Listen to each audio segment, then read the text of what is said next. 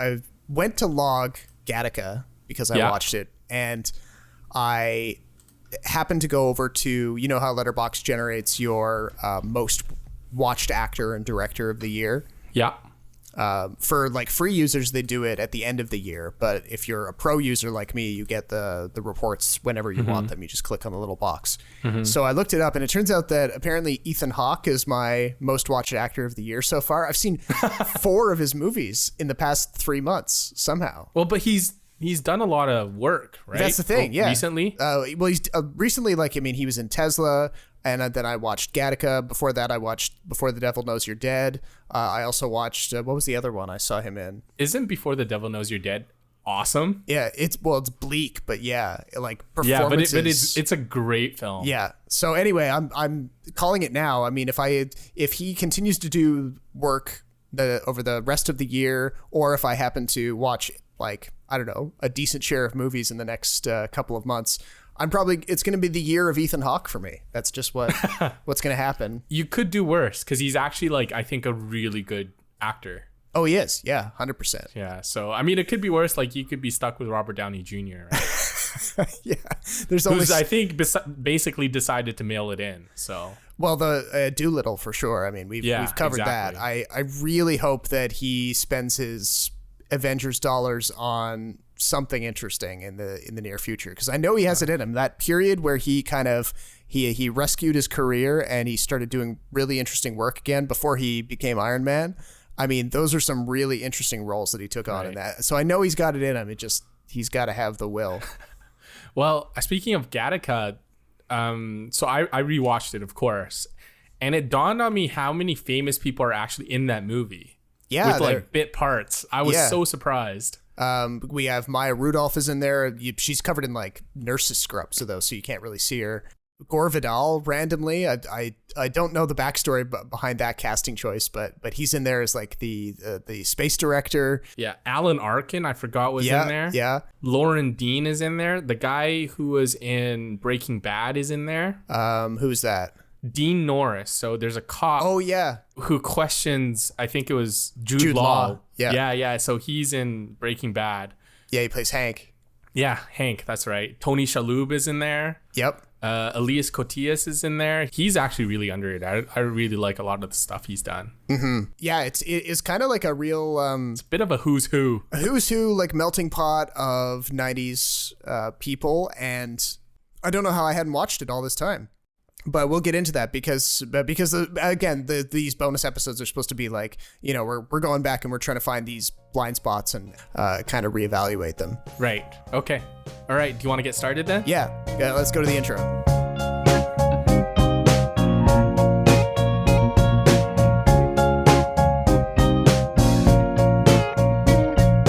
Welcome to a bonus episode of the Extra Buttery podcast, where Robert and Jason watch old movies. As promised, this week we're talking Gattaca, which is a 1997 sci-fi film starring Ethan Hawke and Uma Thurman. In a society where success is determined by science, divided by the standards of perfection, one man's only chance... How do you expect to pull this off? I don't know exactly. ...is to hide his own identity. This is the last day that you're going to be you and I'm going to be me. This has been on our radar for quite some time, but it's kind of a forgotten hit, isn't it? A little bit, yeah. I mean, I feel like you've been telling me to watch this for a long time, and... Well, we've known each other for so long now, though, right? Well, yeah, it always... I can't remember how it would come up in conversation. I guess maybe we'd be talking about some other random sci-fi, and you would say, have you seen Gattaca? And I'm like, no. And I'd seen the poster, I'd seen, clips from it as part of video essays. So, I knew it was out there. Just something was keeping me from actually seeking it out. Okay, well, we should start what did you know beforehand? I had I vaguely knew about the genetics angle to it. I knew that it had something to do with that, but I think in my head, I'd also sort of confused it with Repo, the genetic opera. Okay, I've never seen that. What is that? Which is, I've never seen that either, but I had somebody I knew in school kind of go on a long tear about how great it was once, And I never watched that one either. So, yeah, but so I knew it had something to do with genetics. I knew it was some sort of dystopian kind of a vision of the future. Right. But other than that, I went into it pretty cold. Mm-hmm. And I have to say, I liked what I found. Right. At times it has a bit of like a low budget, almost Doctor Who kind of vibe to it. But not in a bad way. I mean, I think I don't know exactly how much they made it for. I know that it wasn't much of a success when it came out. So the budget was $36 million and it made around $12 million at the box office. Right. So commercially it was not well received, but since then it's become sort of a cult movie in the sci-fi genre. And what happens is usually when these movies that are really well made that don't do well, they kind of gather a bit of a following. And I think it stayed relevant until now because some of the topics it tackles are still very relevant today. Oh, yeah. I think in that sense, it's very prescient. But let's rewind. So 1997, directed by Andrew Niccol in his directorial debut. He went on to do The Truman Show and Lord of War afterwards. And he's known for talking about a lot of issues and problems that plague society as he sees it. So Gattaca is named after the corporation our main character, Vincent Freeman, played by Ethan Hawke, where he works. This is a sort of a space exploration company that launches rockets into space all the time. In this movie, it takes place in the not so distant future. Genetic modifying, eugenics, is actually a thing. So people who conceive and have babies have the option to basically modify their children's genes into either something that's really perfect or something that's very much in their own mold. Provided they have the money, of course. Yes, provided they have the money. So what happens now is society is split into the haves and the have-nots. And in this movie, they're called the valids and the invalids. Ethan Hawke was born out of a loving relationship of a man and a woman. But upon birth, they discover that he has a heart condition and that he will have a lot of trouble living a long life. He's predicted to die at age 30. But however, Vincent is convinced that he wants to do more. He wants to be an astronaut one day. But because he's an invalid, he's not allowed to basically come close to anywhere to being an astronaut. And he becomes a janitor. And the main crux of the story is that Ethan Hawke, in order to become an astronaut, assumes the identity of someone who's genetically superior, called Jerome, played by Jude Law.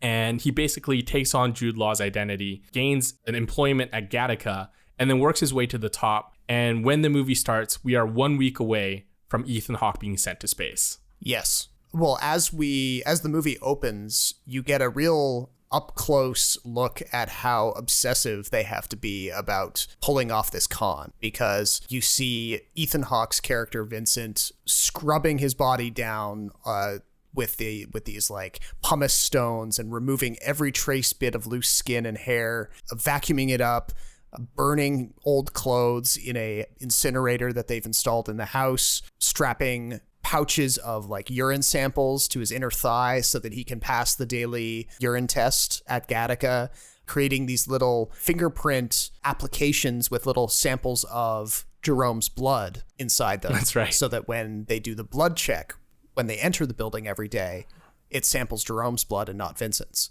So it's like they've thought through everything. And there seems to be a guy out there, he's played by Tony Shalhoub, who he's a bit of like a black market dealer of sorts, and he's able to set them up with all this. So it's not so much that they're like criminal geniuses or anything. They just they have all the tools and the lab equipment in their house, and they become like roommates while also pulling off this very, very elaborate scheme. That's right. So in this future, your resume is your blood sample. Like, it doesn't matter where you go to school. It doesn't matter where you're born. It doesn't matter what your race is. All they do is take a blood sample and a urine sample, and then right then and there, they decide how far and how much you can contribute to society. And obviously, you know, Ethan Hawke doesn't accept this. There's a subplot in there about how his parents give birth to a little brother who goes through the eugenics process. And this sort of sibling rivalry develops. But because his younger brother, Anton, is favored by his father, Vincent leaves home and picks up a bunch of menial jobs until he meets Tony Shalhoub's character, who's only known as the German. And it's really interesting. This cast, looking back on it, is star-studded. So we have Xander Berkeley as Dr. Lamar, as the guy who's in charge of all the testing at Gattaca. We got Alan Arkin as Detective Hugo, because there's a subplot about a murder of the mission director at Gattaca. And then there's the love interest, Uma Thurman, who plays this woman called Irene Cassini, who is also someone who works at Gattaca and kind of falls in love with Vincent Freeman, but also is very suspicious of who he is. Mm-hmm. Yeah. And now were Ethan Hawke and Uma Thurman married or involved when they made this movie? I can't remember They met on this movie. Oh, they met on this movie. Okay. Yeah, that's right. That's right. They were both like really young back then. Ethan Hawke, though, has not aged at all, though. Yeah, he's well preserved. That's for sure. Yeah. So you were talking about how like some of the production looks a little low budget. And in fact, that was actually one of the criticisms about this film at the time. Empire gave this movie 2 out of 5. They said it was slow, it was predictable, it had no action. But then at the other end of the spectrum, you had Roger Ebert, who gave it 3.5 out of 4. Right. So I was wondering, where are you on the scale? I know you said you enjoyed it, but I came in at like 4 out of 5 on it. So I'm more on the Roger. I usually am. I usually side with Roger Ebert on most things. Well, I think the Empire review is too harsh. Yeah, I mean, I think they missed the point. I don't think the production value is the point. This is not a movie that's trying to be like in your face space epic or anything like that. Yeah. It happens to have a low budget, but it doesn't detract from the quality of the storytelling, I don't think. I mean, most of the scenes take place either in Gattaca or in the ultra-modern apartment that Vincent and Jerome share. So, you know, the locations are limited. Most of the cars that the characters drive, the production design in the movie is sort of retro-futurist. So they drive cars that look like they're from the 50s and the 60s, but happened at the time to be sort of space age cars when they were made. So the production takes advantage of that, and they say, okay, well, you know, when these cars originally came out in the real world, they were seen as being like cutting edge spacey cars. So we'll reuse those, but we'll make them into electric cars. So the movie kind of predicted the rise of Tesla to an extent. Yeah, so that was one of the things about how people compared Gattaca to Elon Musk's SpaceX. Right. How it was just this company that was just focused on exploration. It had no real plot or no real explanation about how it has so much money or how it has access to all these things. The story is quite focused in that sense, in that this is totally a story about how you can't limit people's potential because of their human spirit, basically, the ability to overcome odds. Yes. Yeah. Because here's hoping that Elon Musk is not expecting daily blood and urine samples from the SpaceX. I wouldn't put it past him, but yeah.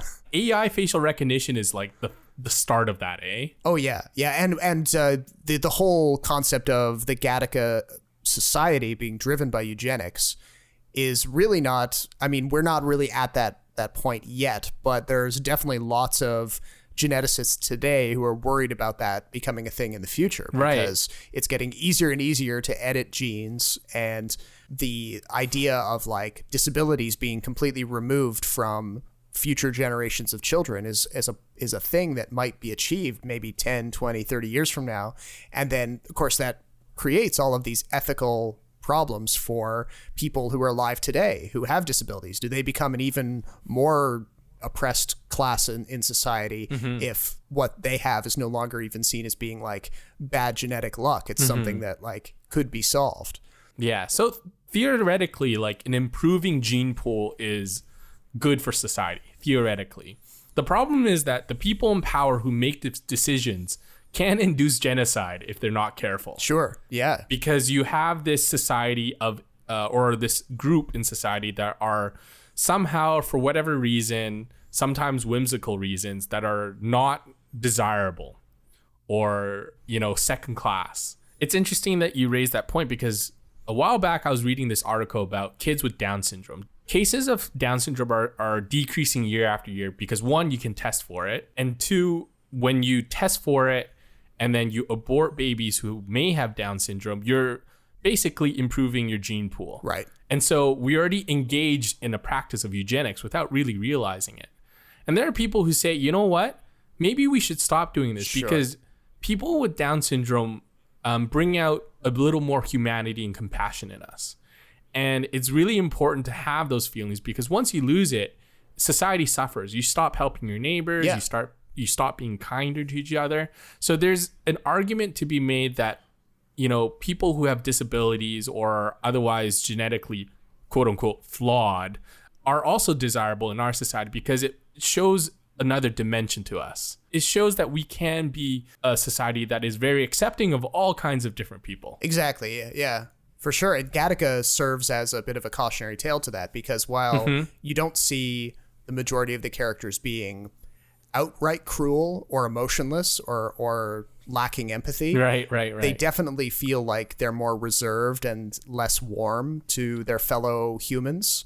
And I remember as it started, I was also sort of in my head, I was mixing it up with the plot points that I've heard about from the Christian Bale movie Equilibrium, right, which came out I think in like the early 2000s, maybe. Yeah, it came out a little later. Like that.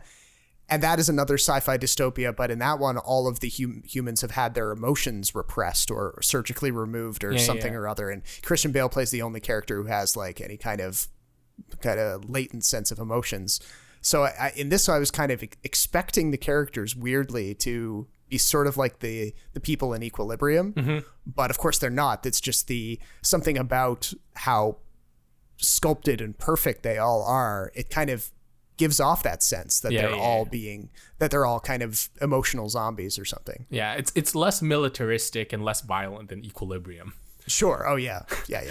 there's Ethan Hawke does not have dual pistols shooting everyone up. Yeah, whatever they coined a term for that movie, gun fu. Kung fu. Right. Yeah. Interesting enough, in 2011 there's an article from the Smithsonian magazine, and Gattaca was voted as the most probable and best science fiction movie by I think people at NASA. It's since been surpassed, but I think that's really interesting. And I think that's part of the staying power with this. Did you have any thoughts about the enormous lengths that Ethan Hawke had to go through just to portray Jerome Morrow, and sort of like the relationship between the two? Well, yeah, because we see that he is like I'm reminded of the Mission Impossible line. He's a manifestation of pure will. In reference to Tom Cruise character. No, that's great way of putting it. Because that is essentially, you know, due to this heart condition and some of the other kind of things that they discover about Vincent when he's born, you know, he has to rely exclusively on just pure determination in order to get what he wants. And arguably he goes to lengths far longer than anything most humans would put up with, like that. Like I said, the daily ritual of just scrubbing his skin till he's raw, and removing all the excess hair and burning stuff and creating all those appliances to pass the checks, and just being, even when he gets into the place, being hyper aware of how other people are seeing him and checking his behaviors so that, you know, he doesn't leave any debris around, because the cops in this movie are able to, you know, suck up things with they bring little vacuum cleaners with them to the scene of the crime, and then they use that. They're like, oh well, we found the genetic material of an invalid, therefore that person has to be the suspect in this murder investigation. None of the valids, none of the genetically superior people could possibly be suspects. So that gives you a sense of, like, you know, Ethan Hawke's character, even though I wouldn't say he has much of a character arc in this. He doesn't really learn anything. In fact, he becomes more and more determined as the movie goes on. He does experience a little bit of almost like an sense of acceptance or grief or something right at the end when he thinks that his objectives aren't going to be reached. Right. But he doesn't undergo much change. No. So on that level, there isn't a whole lot of character development, but the movie is still very clear about his motivations. But he elicits change from a lot of people around him, right? Yeah. So he's the agent of change, and the other people, you know, yeah. Yeah. So in this society, people are very much accepting of what society has become, but Ethan Hawke has shown that maybe society's rules and conventions aren't exactly proper or aren't exactly effective. Right. There's a line about how people exceed their potential, and the mission director at Gattaca says, no, if there's no one who exceeds their potential, if anything, it's because we miscalculated their potential in the first place. Right. Because then that calls back to Jerome, Jude Law's character, where, everything that they describe his character as having the heart of an ox and being this like preternaturally gifted athlete who goes to the Olympics, competes in swimming, which is actually Vincent's chosen activity as well. But it turns out that despite everything that Jerome had going for him, he still only got a silver medal. Right. And that is one of the things that's nagging at Jerome the entire time and causes him to step out in the street in front of a car and try to commit suicide. And that's how he breaks his back. That's how he and Vincent's paths cross. So the movie goes to a lot of lengths to explain that, it's on the surface, you might be able to tweak your genes, but it's not necessarily going to get you as far ahead as you think it might. What do you think is harder, living up to expectations like Jude Law's character, or being stuck with no expectations like Vincent? Well, I would say Vincent probably, because he is the one example of somebody who's able to kind of pierce through. But you think about, and we don't see it in the movie, but you have to assume that there are hundreds of thousands, if not millions, of other people like Vincent in that world who are not willing to go to the lengths that Vincent does or can't for one reason or another. Yeah. And they're just stuck with their lot in life, so they're, who knows what kind of horrible things they experience, because this seems to be a sort of a post-racial kind of world that they've imagined. Like racism is no longer race is no longer the defining factor in social status. It's all got to do with genes. Right. So, they take one thing that's like classic sci-fi, they take something that's familiar from our world and they just sort of twist it a little bit to kind of reveal something about the way we treat each other in meat space. I'd be curious to see sort of like the depression rates and rates of suicide in this society. Yeah. Because I think that would be really interesting. Like, if you're an invalid, like, you really don't have much to look forward to, and the drive that Vincent shows is atypical of people in that society. Yeah. Like he says to Anton at one point, like, I didn't leave anything in the tank for the swim back. That's right. He's just going, like, he's willing to die basically to achieve his goal. So obviously Gattaca is a sci-fi film, but is it also like a horror film? Yeah, I would say so. I mean, anything to do with eugenics is kind of horrific when you really think about it. Right. Like, we're not talking like jump scares. No. But the ideas that some of this movie discusses is pretty horrifying. I hope we never get to that point. Yeah. If we do, I hope I'm not around. Yeah, exactly. Granted, this is a very focused movie, and it deals with, even though it has a fairly large ensemble cast, it's focused mostly on them, and we don't really see the wider society. We don't know how their politics work. We don't know, like I said, we don't know much about the unwashed masses, all of these invalids, what their lives are like. The world beyond might be a really, really bleak place. It just didn't get worked into the screenplay here. We might be dealing with like a Blade Runner type world where it's just like the cities are just covered in grime and all these poor people are just sort of massed together in densely packed urban neighborhoods or something. Right. It feels like almost like Gattaca is like a best case scenario. Yeah. If we were to introduce eugenics, but also have like a functioning society. Yeah. Where, not everything is crumbling and post-apocalyptic. I actually really appreciated that aspect. It was very clean, eh? Like, obviously, what Jerome has to go through is awful, and the murder itself is awful too. But everything else the movie presents is clean and straightforward. Yeah, for sure. I'm also reminded of Dune, actually, because Dune kind of worked some eugenics into its society as well. And it keeps it a bit more quiet. It's not really sitting on the forefront of everything like it is here.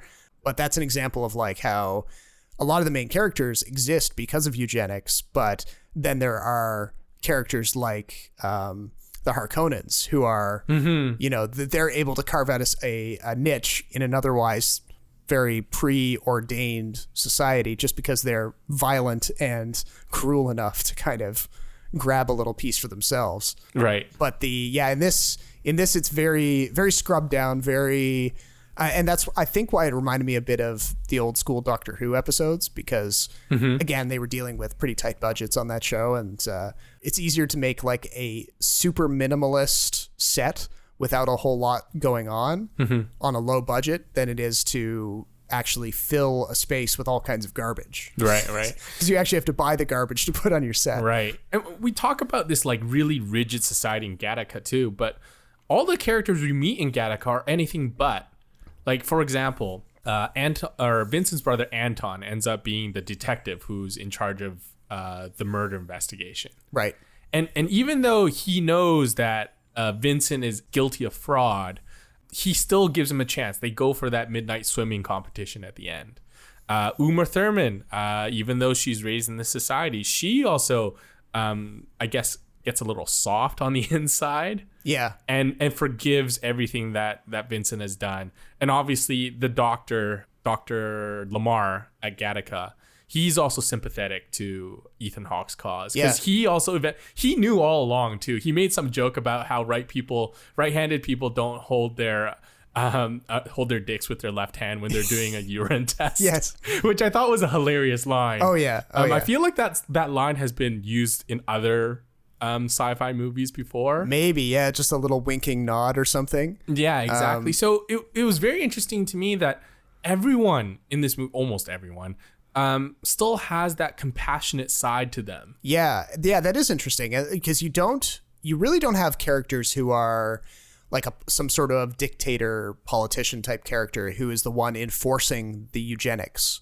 That's right. You don't get a sense of like where the rules are being set. And I don't know if the movie would be better or if it would be worse if we got that context. Part of me says that it would be worse because you almost don't need the detail. You can appreciate the story as it is without really needing the nuts and bolts. Yeah, and also when you introduce someone like that, it's easy to make them into a mustache twirling villain. Yes. Where everything they do is antagonistic. Like everything is by the book. A is A, B is B. And those type of villains, I think, end up being very uninteresting. I think if you want to talk about villains, I thought there were so many layers to both Jerome Morrow, Jude Law's character, and Anton Freeman. I think in both cases, they were, I guess, preordained to have these fabulous, rich lives because they were genetically superior. But at the end of the day, there are huge flaws to their character, and there's a lot of self-doubt about them, too. Yeah, I wasn't paying a whole lot of attention to it, but part of me just watching as many movies as I have, I half expected Jerome, Jude Law's character, to betray Vincent at some point. Right. And, kind of side with his folks, with his people, the, genetically perfect. But he doesn't. He ends up being a good friend to Vincent throughout, because I guess he appreciates how Vincent has made the most of their situation and continued to like bring in income from his job at Gattaca to kind of keep Jerome in his alcoholism and to the life that he has expected. I think it's interesting you brought that up, because Jerome's sort of motivations for helping Vincent, it has always been kind of mysterious to me. He makes a comment about how, like being burdened with great expectations was awful, and he wants to see someone who is basically genetically weaker than him to succeed. But I'm also wondering, like, what is his true motivation? Because at the end of the movie, Jerome kills himself. Yeah. And it's almost like he and Vincent are kind of like two sides of the same coin, or like a Jekyll and Hyde kind of situation where they're almost equals, actually, like opposite but equal in the sense that two pieces of the same whole. So as soon as Vincent is able to he's achieved the previously impossible, and he's made it through this rigorous selection process to actually get a seat on this rocket, he doesn't really need Jerome anymore, because he's successfully pulled off the con. He knows that he's not going to be subjected to any of the blood or urine samples while he's on the mission. And Jerome has made sure that when Vincent does come back to Earth, he's got enough blood and urine there to continue to pull off the con for the rest of his life. That was the most implausible part of the movie. How much blood and urine do you need to have? Although by the same token, when Vincent comes back from space, he's like, whatever, I already went to space. I already proved you wrong. So it doesn't matter if you toss me in jail. I've already done what I accomplished anyway, right? Right. And I think Jerome is kind of like picking up on that. And he feels that certainly for the year of the year-long mission, he's going to lose half of himself. And I guess he just like, he gets overcome by the sense of, you know, he can no longer, well, his time with Vincent was kind of prolonging the inevitable and gave him a reason to live for that period of time, but now he really won't anymore. And yeah, I guess it kind of it weighed on him too heavily. I think that was a very good sort of ending to his character, in that he accepted his fate, and that he fell short of, you know, what was expected of him, but he helped to push someone to exceed what was expected from them, which was nothing. Exactly. There is a part in the movie that was really kind of interesting to me. It was when Uma Thurman's character, Irene, and Vincent are sort of starting to fall in love with each other.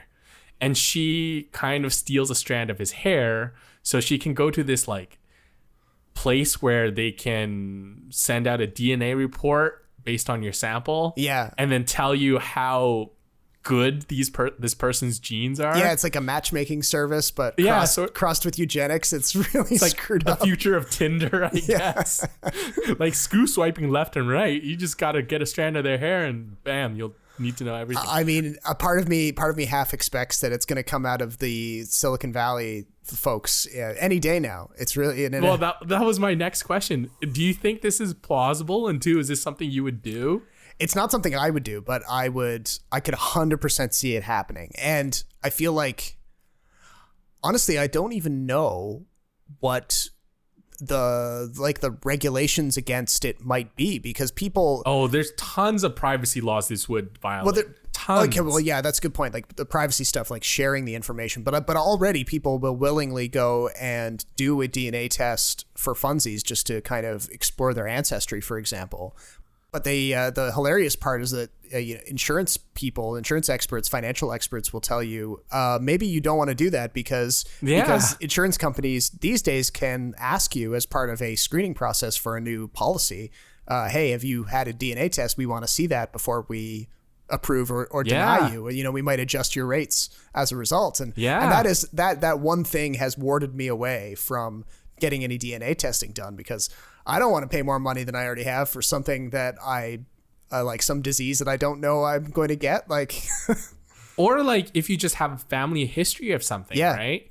Like if you have a family history of heart disease or cancer or anything like that, it could really prevent you from being able to do things that you otherwise, you know, could. Yeah. Even the knowledge of it might change the way you live your life, because you might say, maybe I'm not going to take that big vacation with a lot of like heavy duty hiking, because now, you know, I'm worried that I'll fall down and have a heart attack. And, you know, if you hadn't had that test done, it's that kind of like ignorance is bliss kind of question, right? Right. Which is actually kind of funny, because I remember last episode with the Extra Buttery podcast, we were talking about Minari and how David has the heart condition as well. Yeah. And he's treated differently for that reason. But his grandma is the one just like, whatever, just, you know, let's see what he can do without all this stuff hindering him. Yeah. And you could apply the same thing to Vincent. Yes, for sure. Did you find the symbolism in this movie really heavy-handed? But like with the names, especially like Cassini, you know, Vincent Freeman. A little bit. It was a little bit like Gattaca, the letters even GATC in regards to the DNA. Oh yeah, they had the compounds in the DNA molecule. Yeah. The Gattaca one I was fine with, because I think that's clever enough that it's not kind of hitting you on the head.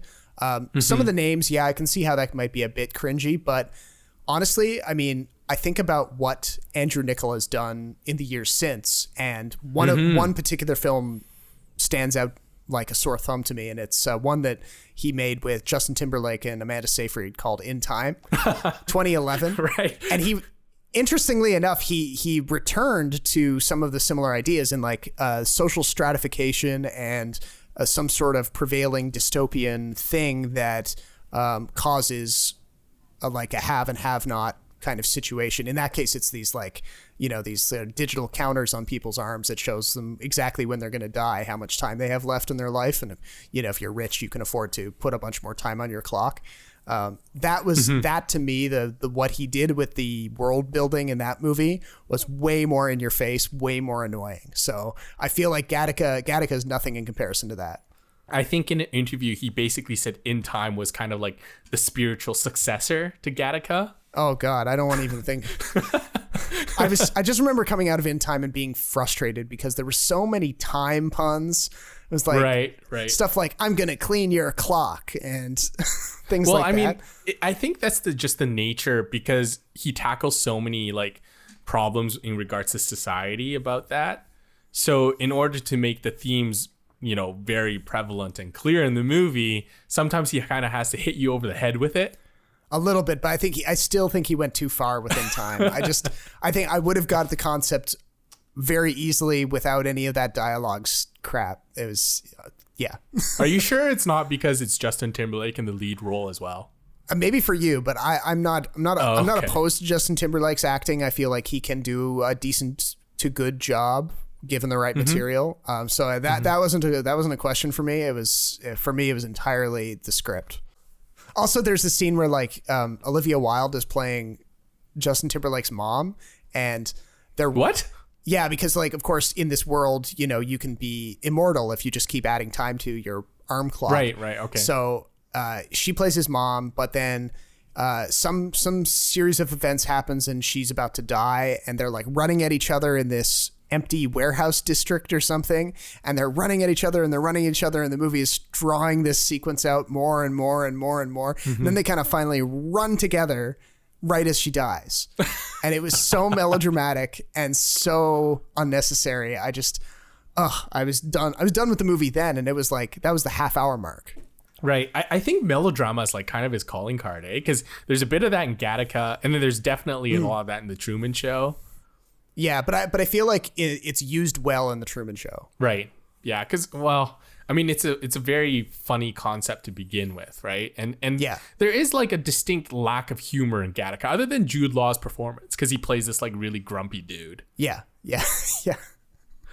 He almost forces you to like take these things seriously, and because it's slow and contemplative, it kind of makes you think a little bit. But there are parts of Gattaca that are very exposition heavy. Oh yeah, like the first 15 minutes is just Ethan Hawke explaining what society has become. Yeah, they do a lot of it in voiceover, and maybe that was also a result of the lower budget. You know, it can be tough if you don't have the money for like these big crowd scenes, or, you know, painting the picture of the world at large. And, you know, so voiceover is a pretty cheap way to kind of to download all that necessary info. But but it was clear though, like it wasn't muddled. No, it wasn't muddled. They communicate what they need to communicate very easily, and the only thing you could say about it is maybe there's a bit too much of it, but not so much that it like wrecks the experience at all. Well, yeah. I mean, one of the best parts of this movie is that it's 100 minutes. Yeah. Like, it's the perfect length for a movie that is so focused. Yes. I thought the music in this was incredible, but was there, like, something or a scene that you really, really liked or stood out to you?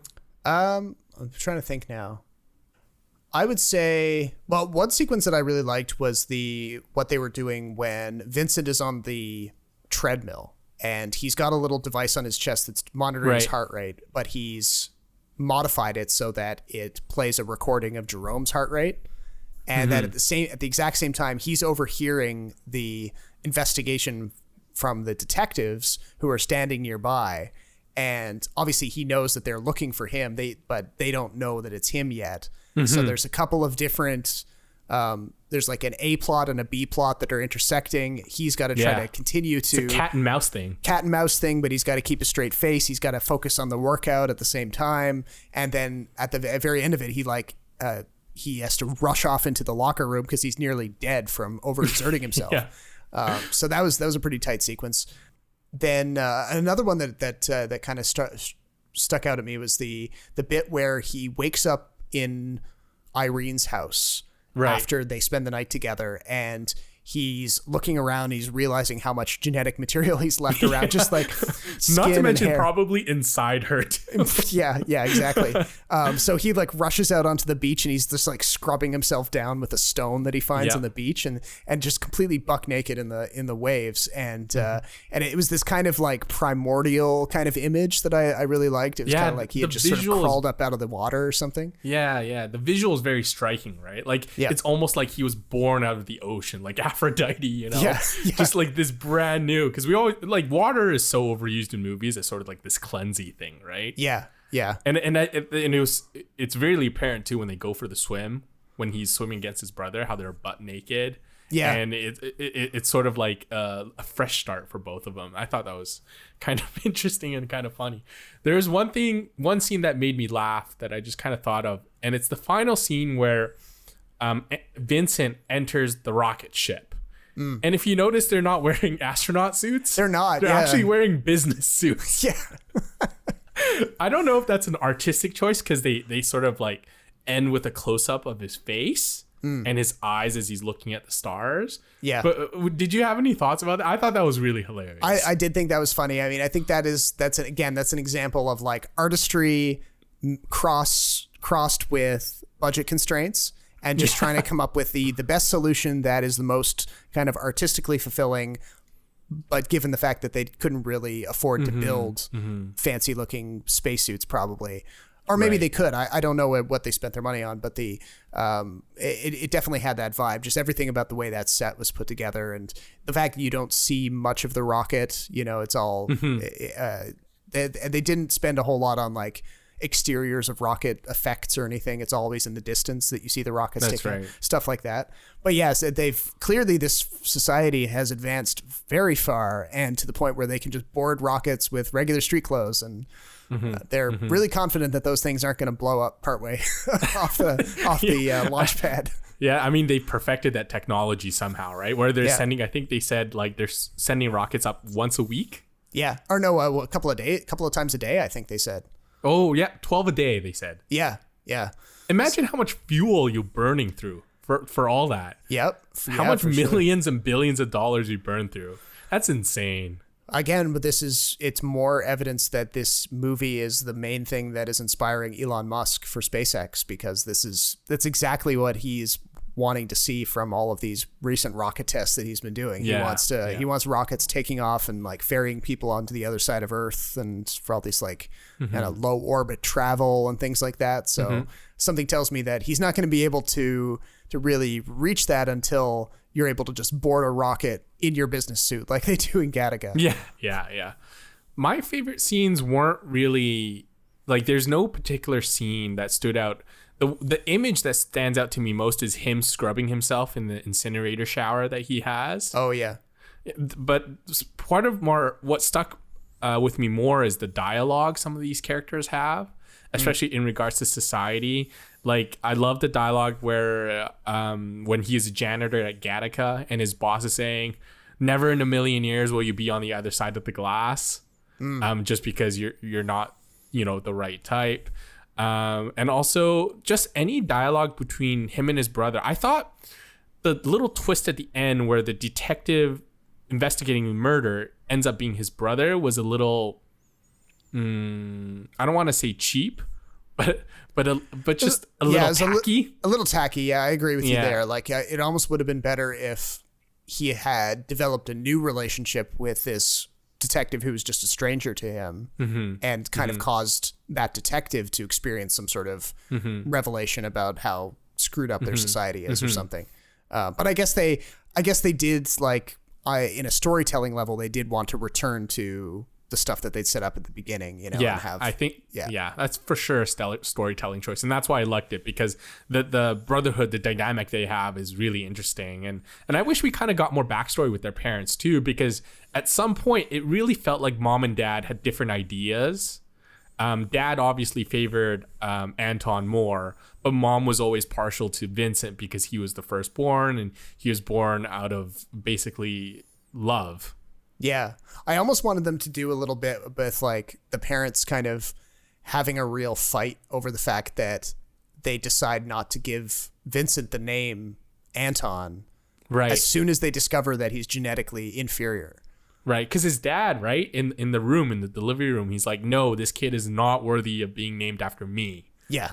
Yeah. So I almost wanted like some sort of scene where the mom and dad have it out, but I guess it would have taken the focus away. I think so too. But it would be kind of funny just to see that play out like that behind the scenes kind of thing where they're like, oh, what? You don't like him all of a sudden? Because Final thoughts about the movie? Just that I'm like I said with the True Lies episode, I'm glad I kind of got around to watching this. I feel like it's probably, it might even be easier to overlook than True Lies was, because for sure, it's like we were saying, it's the financial performance wasn't great, so that suggests that very few people saw it when it originally came out, and you have to deliberately seek it out. I don't even know which streaming services it's available on right now. So I think recently it made its way onto Netflix. Okay.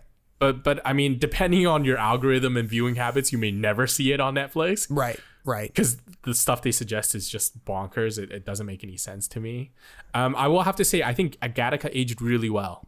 Yeah. For a movie that's like 20 something years old, it's aged very well. For sure. I would recommend it to all sorts of people.